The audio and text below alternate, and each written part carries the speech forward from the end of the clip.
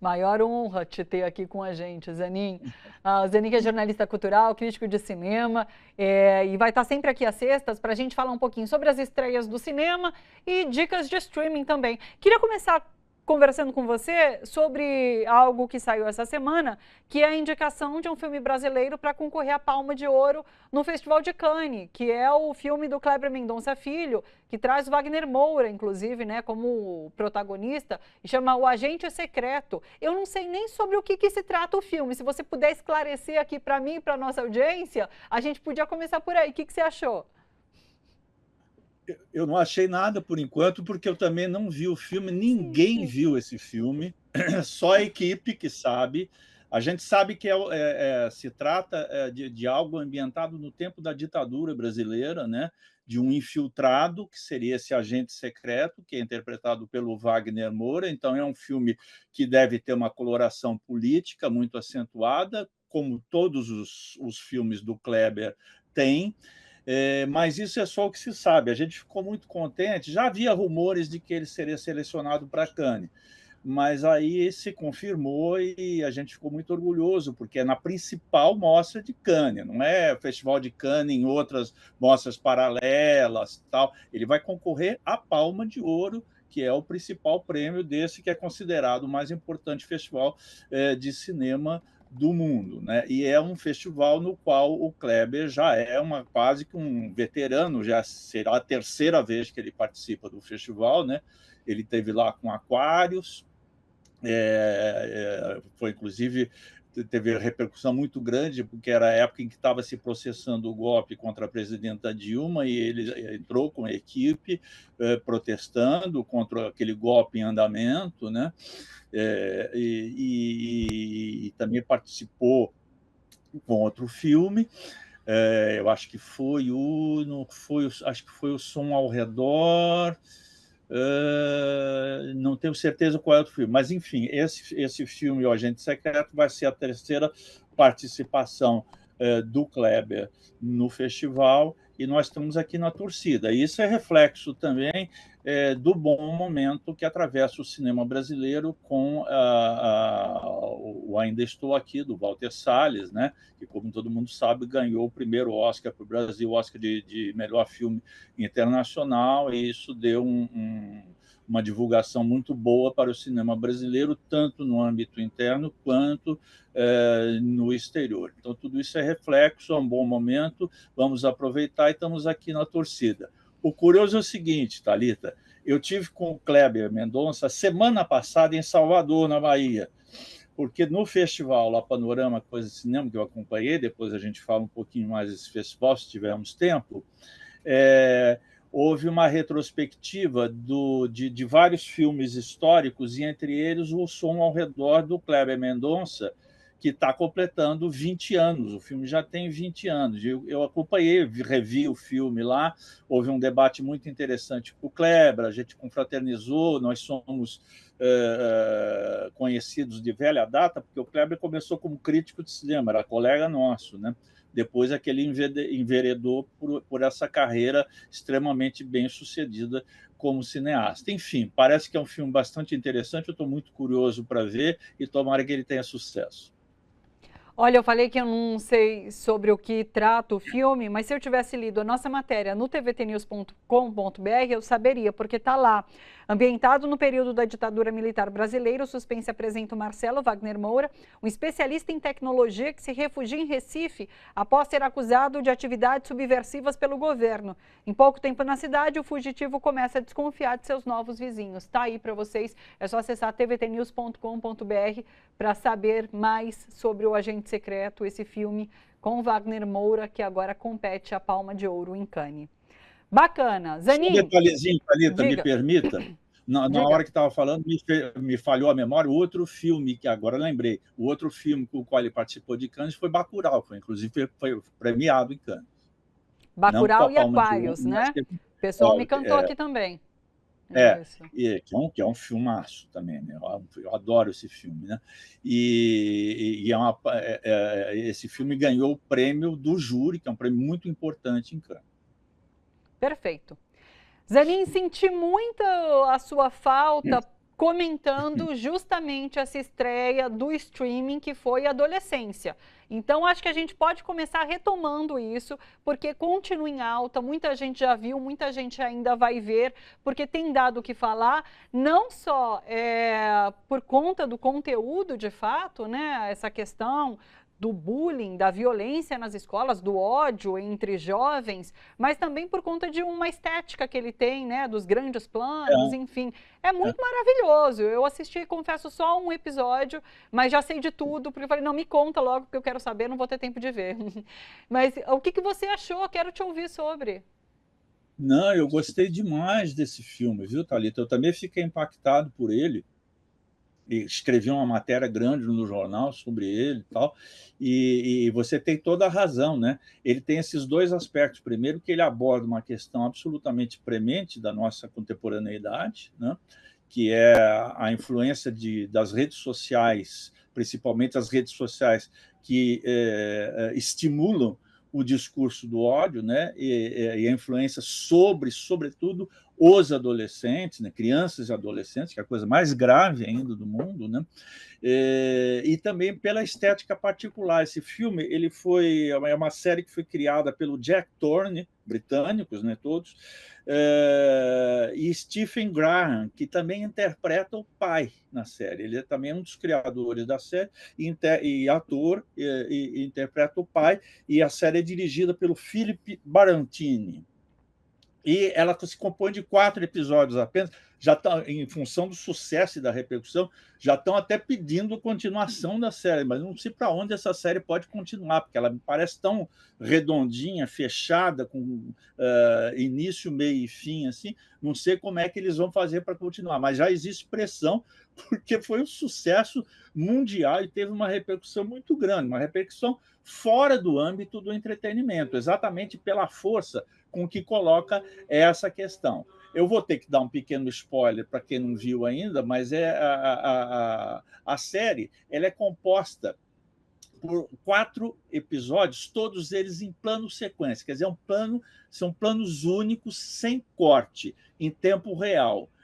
O que é muito difícil de fazer, mas eu achei que não é um mero malabarismo cinematográfico, ela tem uma função mesmo, dentro do que a série pretende transmitir, que é esse ambiente de sufoco. Então, você é jogado como espectador para dentro dessa realidade lá que está acontecendo, e você fica absolutamente imerso naquilo, você não consegue escapar. Então, ele produz uma sensação psicológica muito forte, muitíssimo forte no espectador.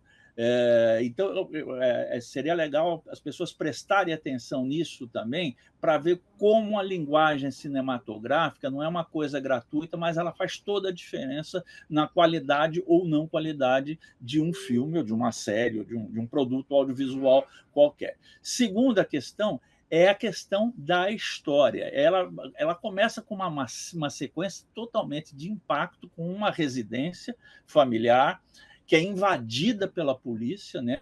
Eles entram arrebentando tudo e prendem lá um garoto de 13 anos que é acusado de haver matado uma colega de escola. E esse garoto é conduzido a uma delegacia, submetido a um interrogatório, na presença do pai, pelo fato dele ser menor de idade, e aí deslancha toda uma trama que terá sequência nos outros 3 capítulos, nos quais a gente vai descobrir uma série de coisas. Um dos capítulos, por exemplo, é localizado apenas dentro da escola onde esse menino estuda.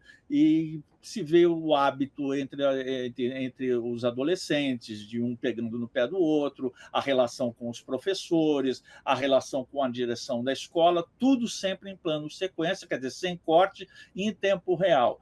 Depois se descobre o que aconteceu e por que esse garoto estava sempre fechado no seu quarto, seguindo redes sociais, interagindo com redes sociais, e que tipo de redes sociais eram essas, né? De conteúdos de discurso de ódio, misóginos, são aqueles grupos que se intitulam de incels, né? São celibatários involuntários, eles se sentem recusados pelas mulheres, né? Portanto, frustrados, né? E desenvolvem como contrapartida um ódio totalmente irracional contra o sexo feminino. E como isso vai sendo colocado dentro da cabeça dessas pessoas, né?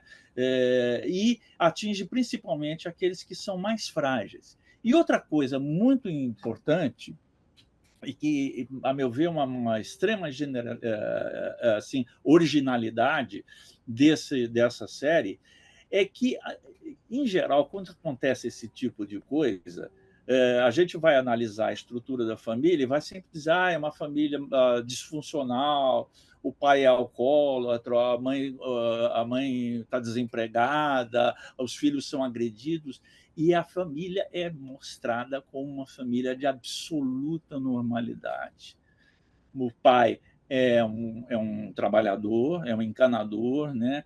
A mãe adora os filhos, tudo absolutamente normal, quer dizer, poderia acontecer com qualquer família de qualquer lugar do mundo. Esse é o valor de advertência mais forte, a meu ver, dessa série. Não é dizer, isso acontece com quem tá fora, é desviante e tal. Não, pode acontecer com qualquer um de nós.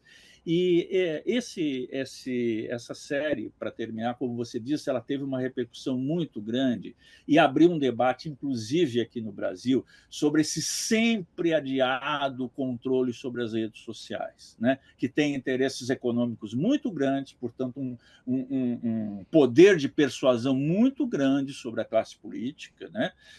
E impedem e não querem nem ouvir falar em controle em nome de uma suposta liberdade de expressão. Liberdade essa de expressão, que é a liberdade para você odiar o próximo, agredir o próximo e, no limite, eliminar o próximo se ele te desagrada. Então, é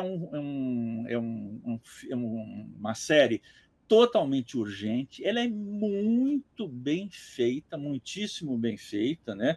E te envolve muito, ela tem uma qualidade assim estética muito boa. O garoto que interpreta o menino, que é o Owen Cooper, interpreta esse Jamie Miller, que é o garoto de 13 anos, né? É muito bom, né? E o pai, como eu disse, é o Stephen Graham, que é também um dos criadores da série, muito talentoso e é uma figura totalmente comovente também. A gente se coloca no lugar dele, na angústia dele, no sofrimento dele, para tentar entender o que é que aconteceu com o filho, o que é que aconteceu com a família dele e todas as consequências que daí advêm. Muito bom, é imprescindível que as pessoas vejam.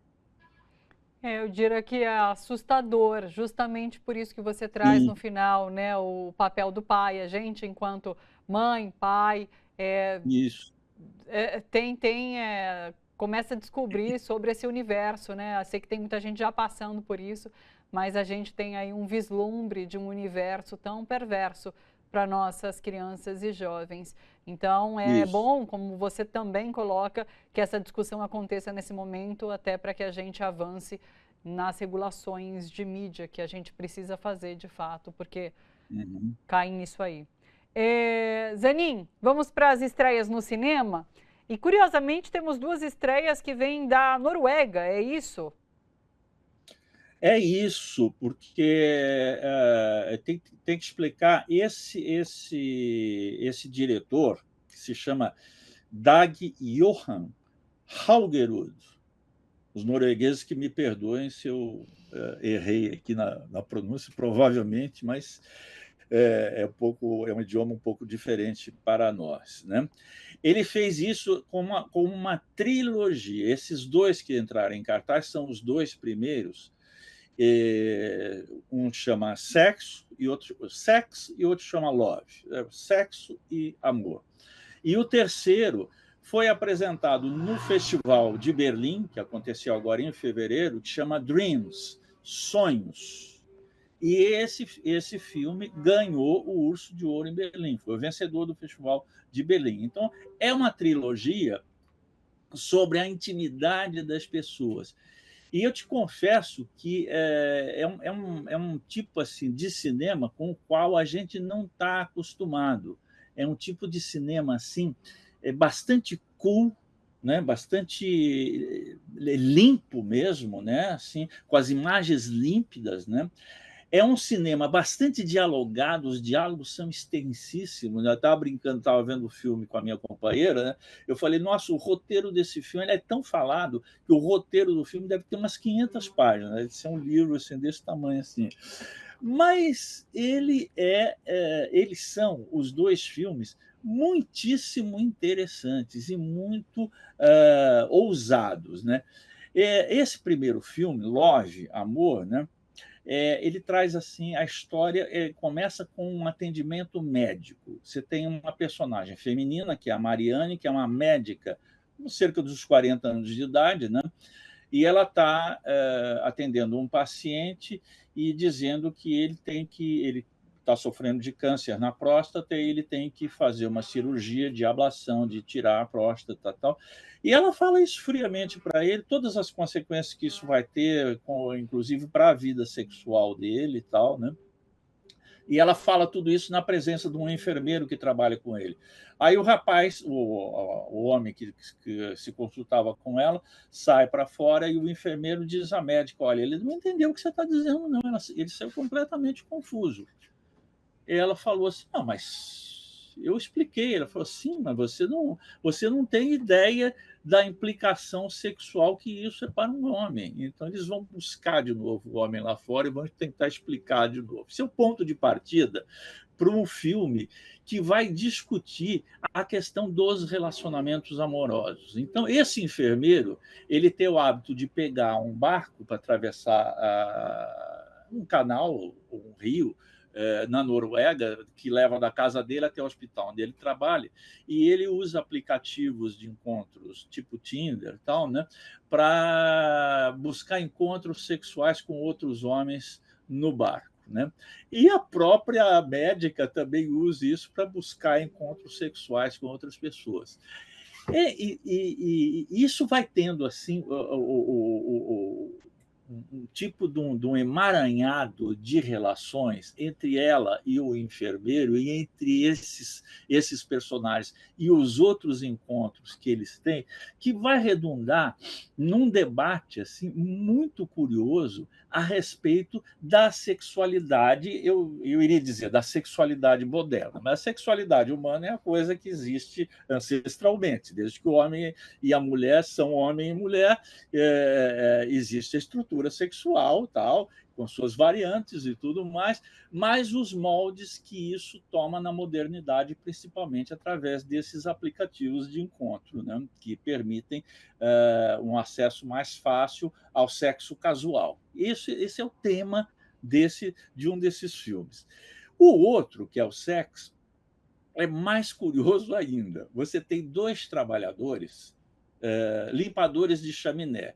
Isso é uma profissão assim muito disputada na Noruega, com o clima frio, em que todas as casas têm uma lareira, portanto, tem uma chaminé que precisa ser limpa todo ano, porque senão entope. E eles trabalham numa firma de limpeza de chaminés. Então, eles estão numa pausa em cima no telhado, tomando um lanche e conversando. E um deles, um operário, um trabalhador, diz para o outro, olha, eu estou muito inquieto com um sonho que eu tive. Ele falou, não, por que o sonho te deixou inquieto? Pelo seguinte, porque eu sonhei com o David Bowie, famoso ídolo pop, cantor, tal, e o Bowie começou a olhar para mim como se eu fosse uma mulher. E o outro falou, de fato, um sonho curioso, mas não é nada perto da experiência que eu tive recentemente. Ele falou, que experiência você teve? Eu fui atender um cliente nosso ontem e ele me convidou para transar e eu topei. Eu tive um encontro sexual. Eu não sou homossexual, mas eu me senti tentado. Eu tive um encontro sexual. E outro pergunta, como é que foi? Ele falou, não foi nada desagradável, não. E assim eles começam a desenvolver essa história. Eles são amigos, mas de repente a amizade fica meio esquisita por causa disso. E esse que teve um encontro sexual resolve que seria a coisa mais honesta a fazer. Ele é casado e tem dois filhos. Seria contar para a mulher dele o que aconteceu. E a mulher fica pasma, a mulher fica sem norte. Fala, não, como é possível uma coisa dessa? Ótimo. E isso é desenvolvido assim, num tom de absoluta normalidade, né? E são filmes, Thalita, absolutamente surpreendentes. Eu gostei muito dos dois, estou curiosíssimo para ver esses Sonhos, que é o fecho da trilogia, e deve ser muito bom, porque foi premiado, ganhou o Festival de Berlim, né? Então, esse é um diretor para a gente prestar muita atenção e curtir esses filmes, que são muito curiosos, eles saem completamente do esquadro que a gente está discutindo essas questões da sexualidade na nossa contemporaneidade, ou elas são discutidas de um ponto de vista moralista, né, pela maioria dos filmes, pela maioria das obras, ou do ponto de vista apologético, né, por grupos dos quais as pessoas fazem parte, né? E aqui não, aqui é como assim, como isso vai entrando na normalidade da vida das pessoas, mas ao mesmo tempo, num país tido como um dos mais evoluídos do mundo, que são os países nórdicos, né, Suécia, Dinamarca, Noruega, como isso, apesar de entrar no cotidiano, ainda não tem uma incorporação fácil, como se um psicanalista famoso dizia o seguinte: não adianta, por mais evolua, o sexo não é como você tomar um copo d'água ou um cafezinho, é sempre uma coisa diferente, é sempre uma coisa que mexe com a subjetividade das pessoas envolvidas. E como isso se dá em países de culturas tidas como muito mais abertas que a nossa. Olha, esses dois filmes foram assim uma revelação assim muito interessantes, muito bem interpretados, como eu falei, numa espécie de linguagem cinematográfica, é muito falada, então o sexo não é visto, você não tem cenas de sexo, muito pouco, ou tem muito pouco, você tem um sexo falado e descrito, né, pelas palavras. Eu acho que vale super a pena ver esses dois filmes e, como eu, ficar esperando pelo terceiro, que vai chegar brevemente aí. No festival, o pessoal da Imovision, que está lançando esses filmes, vai fazer, isso nós falaremos mais adiante em outro programa, vai fazer um festival do cinema europeu, né? Não apenas francês, não apenas ou italiano de um país, mas vai fazer um apanhado do cinema europeu de qualidade contemporânea. Isso vai ser, acho que no mês que vem, aí falaremos sobre ele. E aí esse terceiro filme fará parte da programação desse festival. Muito legal.